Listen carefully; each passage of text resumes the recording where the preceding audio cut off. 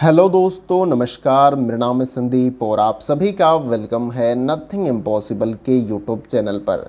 आशा करता हूं और उम्मीद करता हूं आप सभी बहुत ही अच्छे होंगे और आप सभी की प्रिपरेशन भी बहुत ही अच्छे तरीके से चल रही होगी। तो फ्रेंड्स, आज के इस वीडियो में हम लोग यूजीसी नेट फर्स्ट पेपर में एग्ज़ाम 2022 और 23 के पॉइंट ऑफ व्यू से, इसके साथ ही साथ करंट टाइम में जो आपका एग्ज़ाम चल रहा है उसके भी पॉइंट ऑफ व्यू से लोक विकास एवं पर्यावरण वाले यूनिट से कुछ महत्वपूर्ण प्रश्नों को हम आज की इस वीडियो में देखने वाले हैं। और कई सारे ऐसे क्वेश्चन यहाँ पर आपको मिलेंगे जो 2020 में पूछे गए हैं और क्वेश्चन अच्छे लेवल के। इसमें क्वेश्चन जो है आपको मैचिंग वाले क्वेश्चन मिलेंगे, स्टेटमेंट्स वाले क्वेश्चन मिलेंगे, तो अच्छे लेवल के क्वेश्चन मिलेंगे। वन लाइनर क्वेश्चन आपको बहुत कम ही इस वीडियो में मिलने वाले हैं। अच्छे लेवल के क्वेश्चन मैं आपको आज के इस वीडियो में कराने वाला हूं, क्योंकि बहुत सारे कमेंट आ रहे थे कि सर जो है इस तरह के क्वेश्चन जैसे 2018 या 19 का मैंने क्वेश्चन कराया था तो वो कहते थे इस तरीके का क्वेश्चन नहीं आएगा। तो एक क्वेश्चन वैसा आता है, ये आपको याद रखना है। सिंपल टाइप में होता है लेकिन वो क्वेश्चन पूछा जाता है। तो मैंने सोचा कि यहाँ पर कुछ क्वेश्चन ऐसे भी आपको करा दिए जाएं जिनका लेवल एक अच्छा खासा लेवल माना जाता है, यानी कि आपका टफेस्ट लेवल अगर कह लीजिए क्वेश्चन का, तो इस लेवल में सारे क्वेश्चन आ जाते हैं। तो वीडियो को स्टार्टिंग से लेके एंड तक देखिएगा और सभी क्वेश्चन को अगर आप चाहें तो प्रैक्टिस सेट की तरह भी अटेम्प्ट कर सकते हैं। और मेरा प्रयास रहेगा कि बहुत कम समय में इस वीडियो को कंप्लीट करूं ताकि आपको कम समय में ये सारे क्वेश्चन मिल जाए। और वीडियो कहीं से भी अच्छा लगे तो वीडियो को लाइक और शेयर करना न भूलिएगा। चलिए वीडियो को स्टार्ट करते हैं। सबसे पहला क्वेश्चन आपके स्क्रीन पे यहाँ पर दिखाई दे रहा होगा। तो सबसे पहले क्वेश्चन में देखिए क्या पूछा जा रहा है कि अत्यधिक ध्वनि प्रदूषण में उल्लेखित में से कौन से कारण हो सकते हैं। मान लीजिए यहाँ पर ये कुछ विकल्प दिए गए हैं कि अगर बहुत ज़्यादा ध्वनि प्रदूषण है तो क्या क्या प्रॉब्लम क्रिएट हो सकती है किसी इंसान को। उसके संदर्भ में यहाँ पर कुछ विकल्प दिए गए हैं, इनको गौर से आपको देखना है। उसके बाद से नीचे दिए गए विकल्पों में से, यानी इन चारों विकल्पों में से ही आपको अपना सही आंसर बताने का प्रयास करना है।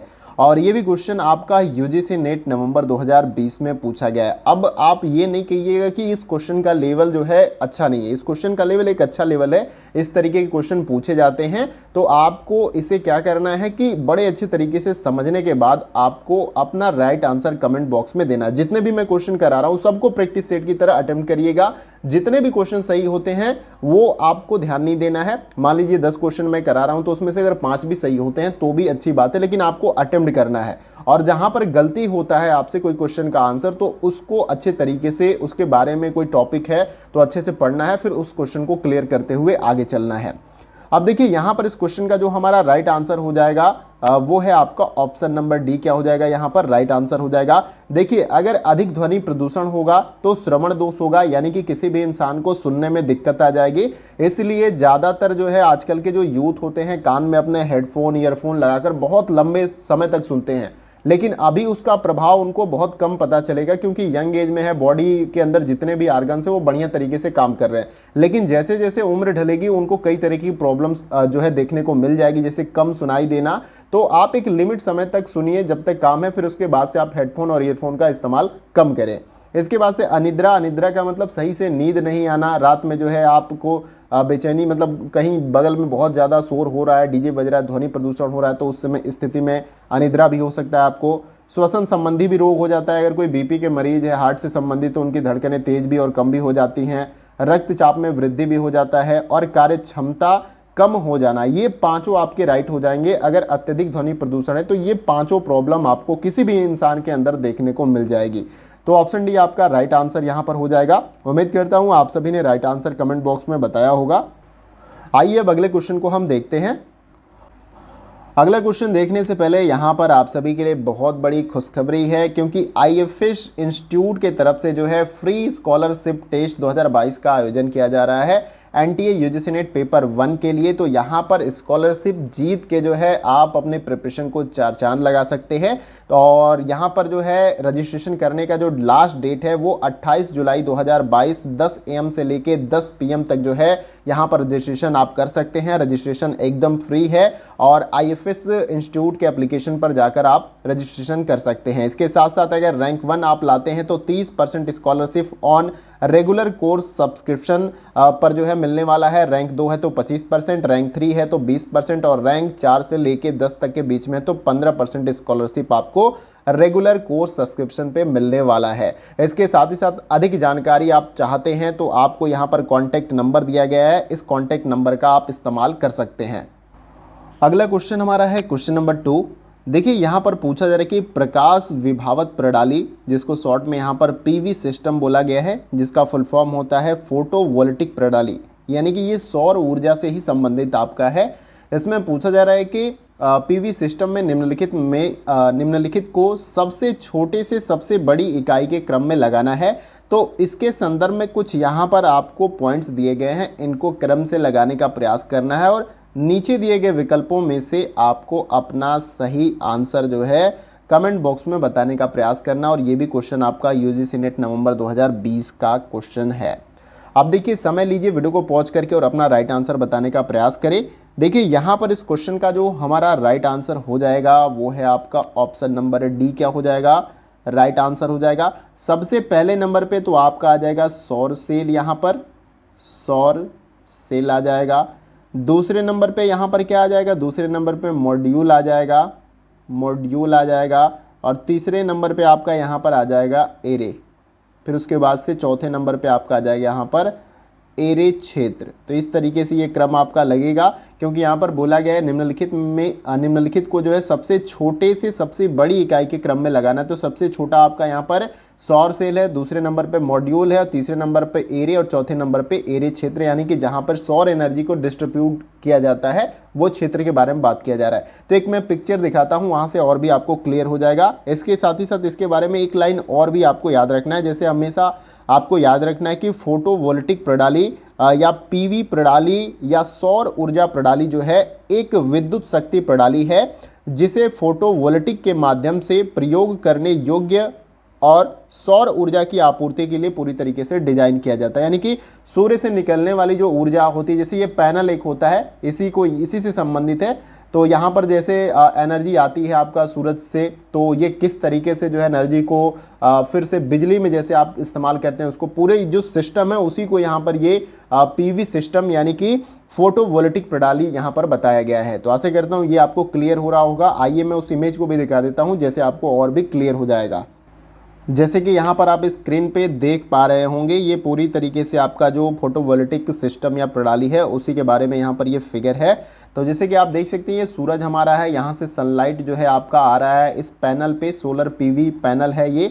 पीवी का मतलब यहाँ पर यही आपका है फोटोवोल्टिक, ठीक है। फोटो यानी कि एक तरीके से उसके ऊर्जा को यहाँ पर इस पैनल पे आ रहा है, और उस ऊर्जा को यहाँ पर ये नीचे की तरफ आप देखेंगे हाइब्रिड इन्वर्टर चार्जर, इसमें ये एनर्जी जा रही है। और इसके बाद से दो विकल्प यहाँ पर, एक तो आपका इधर बैटरी बैंक है जहाँ पर एनर्जी को आप स्टोर कर सकते हैं ताकि बाद में आप इस्तेमाल करें, और डायरेक्ट इस एनर्जी को भी इस्तेमाल कर सकते हैं। यहाँ पर मीटर एक दिया गया है, मीटर के बाद ये यूटिलिटी ग्रिड है, यानी कि आगे की तरफ जो है इस एनर्जी को मतलब दूसरों तक पहुँचाने का व्यवस्था है। और उसके बाद से यहाँ पर एसी लोड दिया गया है, इसको डायरेक्ट इस तरीके से भी इस्तेमाल कर सकते हैं। तो ये पूरी तरीके से इसका सिस्टम दिया गया है, इसको आपको समझ लेना है। और भी जानकारी चाहिए तो आप गूगल पे सर्च करके इसके बारे में पढ़ सकते हैं, काफ़ी कुछ डिटेल आपको मिलेगा अगर खुद से भी जानकारी आप प्राप्त करना चाहते हैं। तो आइए अब अगले क्वेश्चन को देखते हैं।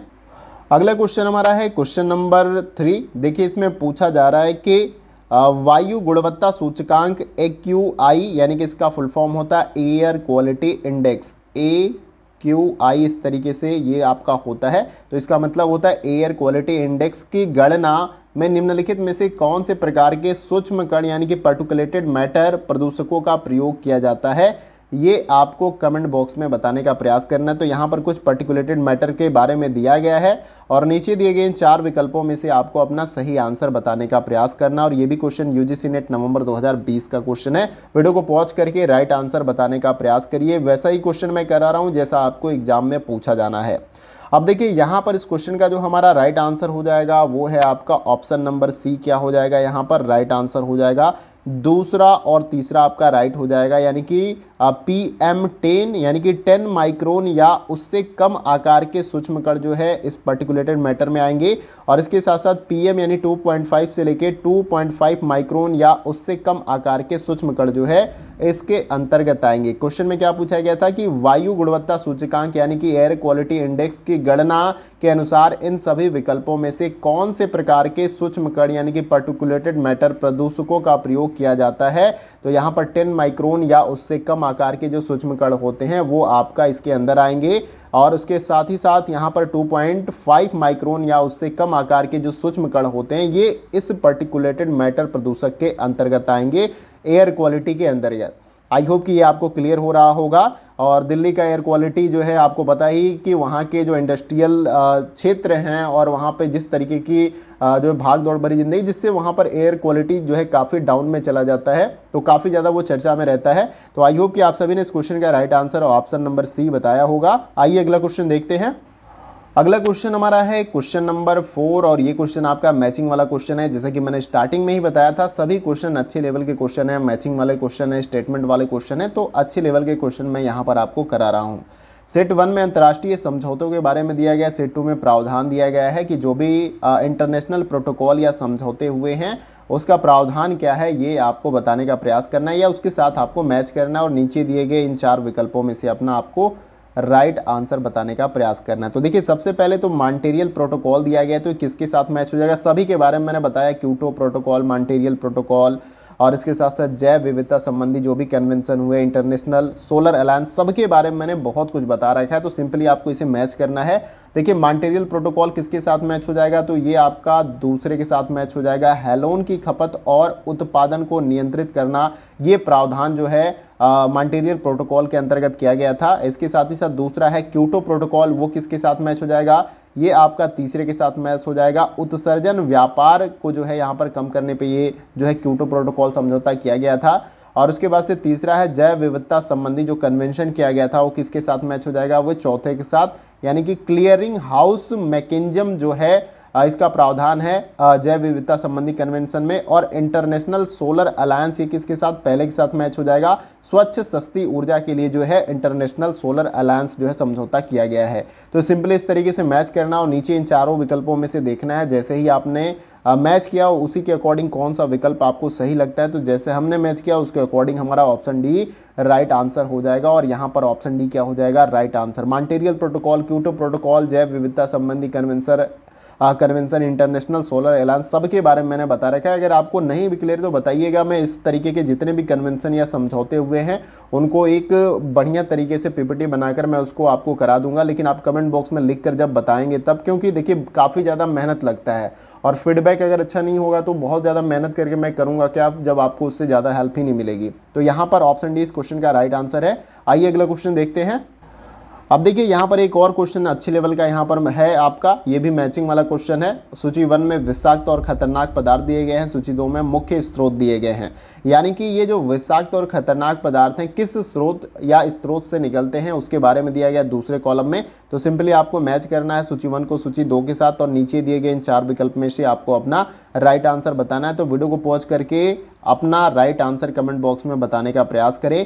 देखिए सबसे पहले ये जो विषाक्त पदार्थ यहाँ पर दिया गया है विनाइल क्लोराइड, तो इसका मुख्य स्रोत क्या होता है, ये किसके साथ मैच होगा, तो ये आपका यहाँ पर तीसरे के साथ ऐसे मैच हो जाएगा, प्लास्टिक का औद्योगिक उपयोग, यानी कि प्लास्टिक से बेसिकली जो है विनाइल क्लोराइड जो है विषाक्त पदार्थ यहाँ पर निकलता है। प्लास्टिक से संबंधित जितने भी इंडस्ट्री हैं, प्लास्टिक अपने आप में बहुत बड़ा एक पोल्यूशन कह लीजिए, उसको रिसाइकल करके तो यूज किया जा सकता है लेकिन उसको नष्ट नहीं किया जा सकता। और रेगुलर बेसिस पे आपको पता है कि प्लास्टिक बहुत ज़्यादा यूज होता है, आपके खाद्य सामग्री को पैकेजिंग में कंपनियां प्लास्टिक यूज करती हैं, डेली रोज़मर्रे में अगर आप सब्जी लेने जा रहे हो तो भी प्लास्टिक यूज होता है। सिंगल यूज प्लास्टिक जो है बैन कर दिया गया है, लेकिन आप देखेंगे तो मार्केट में सब कुछ मिलता है, ठीक है, ऐसा कुछ भी नहीं, सभी लोग प्लास्टिक में दे रहे हैं। सब्जी वाले के यहाँ जाएंगे वो भी दे देगा, बहुत कम ही रेयर बड़ी बड़ी दुकानों पे ऐसे देखेंगे जहाँ पर इस तरीके से प्लास्टिक बैग आपको नहीं मिलेगा, लेकिन सिंगल यूज प्लास्टिक आज भी यूज हो रहा है। फिर उसके बाद से बी जो है यहाँ पर दिया गया है पॉलीक्लोरिनेटेड बाइफेनाइल्स, ये किसके साथ मैच हो जाएगा, तो ये आपका मैच हो जाएगा पहले के साथ, यहाँ पर इलेक्ट्रिक जो है इंसुलेशन के साथ जो है ये मैच हो जाएगा। इसका जो मुख्य स्रोत होता है इलेक्ट्रिक इंसुलेशन यहाँ पर होता है पॉलीक्लोरिनेटेड बाइफेनाइल्स का। फिर उसके बाद से है बेंजो, ये पायरीन है, ये भी एक विषाक्त पदार्थ है, तो इसका मुख्य स्रोत क्या होता है, तो इसका मुख्य स्रोत होता है अपशिष्ट भस्मीकरण, यानी कि जो भी अपशिष्ट होता है अगर उसको आप जला रहे हैं, उसको नष्ट कर रहे हैं, तो उससे ये जो है बेंजोपायरीन निकलता है। ये एक विषाक्त पदार्थ है जो आपके हेल्थ के लिए काफ़ी ज़्यादा खतरनाक है। फिर उसके बाद से डी है आपका पॉलीसाइक्लिक एरामेटिक हाइड्रोकार्बन। तो ये आपका किससे निकलता है? ये आपका ईंधन दहन से निकलता है। जैसे मान लीजिए पेट्रोल की जो गाड़ियां हैं, डीजल से हैं, कोयला, मतलब इस तरीके के जो ईंधन दहन होते हैं उससे यहाँ पर साइक्लिक एरामेटिक हाइड्रोकार्बन जो है विषाक्त पदार्थ निकलता है। तो सिंपली ऐसे आपको मैच करना था और नीचे इन 4 विकल्पों में आपको मैचिंग के अकॉर्डिंग अपना राइट आंसर बताना था। तो जैसे हमने मैच किया उसके अकॉर्डिंग हमारा यहाँ पर ऑप्शन डी क्या हो जाएगा? राइट आंसर हो जाएगा। तो यहाँ पर जो है आपका ऑप्शन डी राइट आंसर हो जाएगा। अगर आपने ऑप्शन डी यहाँ पर राइट आंसर लगाया है तो ये आपका सही आंसर हो जाएगा। ठीक है, जैसे आपने मैच किया उसके अकॉर्डिंग आपको विकल्प में देखना है, जो भी विकल्प आपको मिलता है वो आपका सही आंसर हो जाएगा अगर आपने सही तरीके से इसको मैच किया है। तो उम्मीद करता हूँ क्वेश्चन क्लियर हुआ होगा। आइए अगला क्वेश्चन देखते हैं। अगला क्वेश्चन हमारा है क्वेश्चन नंबर 6। देखिए इसमें पूछा जा रहा है कि सामाजिक मूल्यों को ग्रहण करने में व्यक्तियों और सामाजिक समूहों की सहायता किसमें योगदान करती है? ये आपको इन 4 विकल्पों में से बताना, और ये भी क्वेश्चन आपका 2020 में आया है। देखिए अब ऐसा ही एक क्वेश्चन आपसे, अब ऐसा तो है नहीं कि 5 क्वेश्चन आपसे मैचिंग वाला, स्टेटमेंट्स वाला इस तरीके से या अभिकथन वाला पूछ लिया जाए। एक क्वेश्चन आपको ऐसा देखने को मिल जाएगा, ये आपको याद रखना है। 5 के 5 क्वेश्चन आपको मैचिंग वाला, स्टेटमेंट्स वाला और इसके साथ साथ अभिकथन और तर्क वाला ऐसे नहीं, एक क्वेश्चन आपको देखने को ऐसा मिल जाएगा। तो बेसिकली इस क्वेश्चन का आपको राइट आंसर कमेंट बॉक्स में बताना है। देखिए यहाँ पर इस क्वेश्चन का जो हमारा राइट आंसर हो जाएगा वो है आपका ऑप्शन नंबर सी। क्या हो जाएगा यहाँ पर? राइट आंसर हो जाएगा पर्यावरणीय अभिवृत्ति। सामाजिक मूल्यों को ग्रहण करने में व्यक्तियों और सामाजिक समूहों की सहायता किसमें योगदान करती है? पर्यावरण जो अभिवृत्ति होता है उसमें ये योगदान करती है। ये आपको याद रखना है, इसलिए ऑप्शन सी क्या है हमारा राइट आंसर। अगर आपने ऑप्शन सी राइट आंसर बताया तो ये आपका सही आंसर हो जाएगा। आइए अगला क्वेश्चन देखते हैं। अगला क्वेश्चन हमारा है क्वेश्चन नंबर 7। देखिए यहाँ पर पूछा जा रहा है कि बाढ़ रोकने के लिए कुर्सी यानी कि प्लिंथ दीवार बनाने जैसे उपाय को क्या कहा जाएगा? यहाँ पर इन 4 विकल्पों में से आपको बताना है क्या कहा जाएगा या क्या कहा जाता है, ये बताने का प्रयास करना है। और ये क्वेश्चन यूजीसी नेट नवंबर 2020 का क्वेश्चन है। देखिए यहाँ पर इस क्वेश्चन का जो हमारा राइट आंसर हो जाएगा वो है आपका ऑप्शन नंबर बी। क्या हो जाएगा यहाँ पर राइट आंसर? इसको निवारण कहा जाता है, ये आपको याद रखना है। बाढ़ रोकने के लिए कुर्सी दीवार बनाने जैसे उपाय को निवारण कहा जाता है।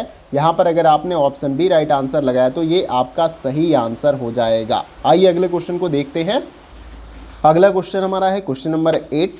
देखिए यहाँ पर पूछा जा रहा है कि भारत में वर्तमान में कुल संस्थापित नवीकरणीय ऊर्जा क्षमता में निम्नलिखित में से किस किस का योगदान है?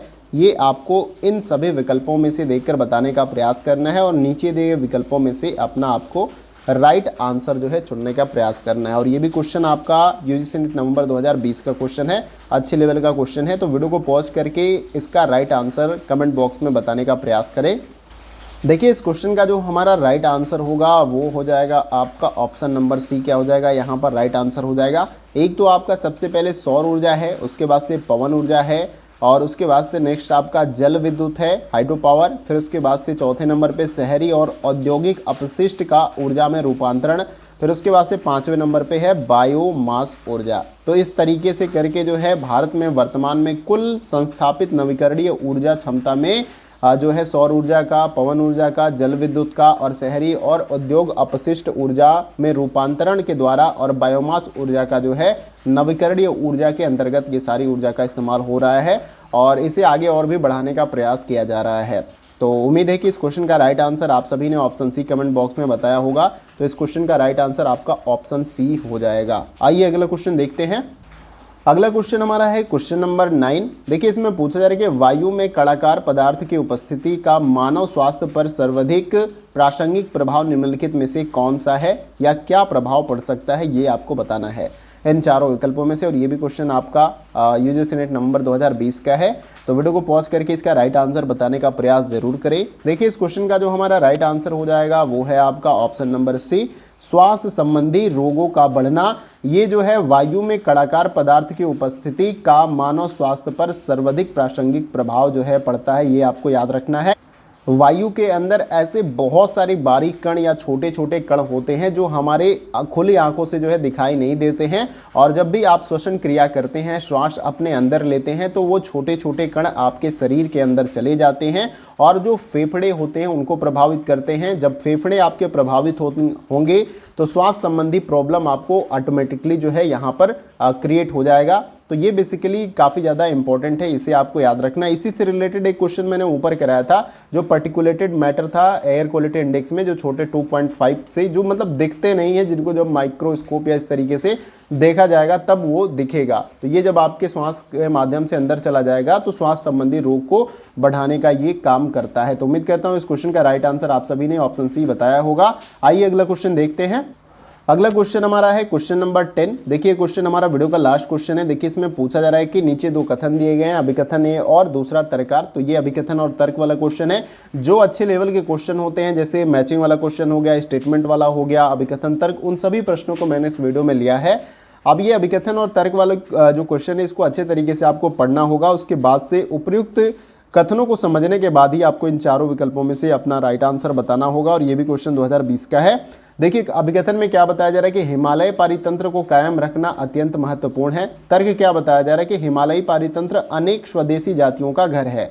अब यहाँ पर इन चारों विकल्पों में से कौन सा विकल्प आपको लगता है कि सबसे उपयुक्त है? तो देखिए यहाँ पर सबसे उपयुक्त जो विकल्प हमारा होगा वो है आपका ऑप्शन नंबर बी। ए और आर दोनों सही है, परंतु आर ए की सही तरीके से व्याख्या नहीं करता। मान लीजिए कि यहाँ पर अभिकथन में यही बताया गया कि हिमालय पारितंत्र को कायम रखना अत्यंत महत्वपूर्ण है। ये बात तो सही है, क्योंकि हिमालयी पारितंत्र जो है अनेक स्वदेशी जातियों का घर है, ये भी बात सही है। लेकिन यहाँ पर जो तर्क है वो अभिकथन को बहुत ही अच्छे तरीके से एक्सप्लेन नहीं कर रहा है। इस कंडीशन से हमारा पहला वाला विकल्प तो सही नहीं होगा, लेकिन दोनों हमारा अभिकथन तर्क सही है, जिसकी वजह से ऑप्शन बी क्या हो जाएगा हमारा राइट आंसर। अगर आपने ऑप्शन बी राइट आंसर बताया तो ये आपका राइट आंसर हो जाएगा और यहाँ पर ये वीडियो आपका कंप्लीट होता है। उम्मीद है कि सारे क्वेश्चन आप सभी के लिए काफ़ी हेल्पफुल होंगे। क्वेश्चन कैसा रहा कमेंट बॉक्स में लिखकर जरूर बताइएगा। किसी क्वेश्चन में कोई डाउट होता है तो भी आप कमेंट बॉक्स में बताइएगा। किसी और टॉपिक पे अगर आपको वीडियो चाहिए तो उसके बारे में भी आप मुझे बता सकते हैं। इसके साथ ही साथ वीडियो कहीं से भी अच्छा लगे तो लाइक करके हमें अप्रिशिएट करना ना भूलें, क्योंकि काफ़ी ज़्यादा टाइम लगता है किसी भी कंटेंट को टाइप करने में, चाहे क्वेश्चन टाइप करना होता है चाहे और भी कंटेंट। इसके साथ ही साथ लगता है कि महत्वपूर्ण ये वीडियो है, किसी और को इससे फ़ायदा मिल सकता है, तो आप शेयर भी कर सकते हैं उन दोस्तों को। और चैनल पे अगर आप नए हैं तो चैनल को सब्सक्राइब करके बेल आइकन का जो ये बटन होता है उसको आप प्रेस कर लीजिए न्यू वीडियो की नोटिफिकेशन को पाने के लिए। तो फ्रेंड्स आज के वीडियो में बस इतना ही, फिर मिलते हैं अगली वीडियो में कुछ महत्वपूर्ण प्रश्नों के साथ। तब तक के लिए जय हिंद, जय भारत।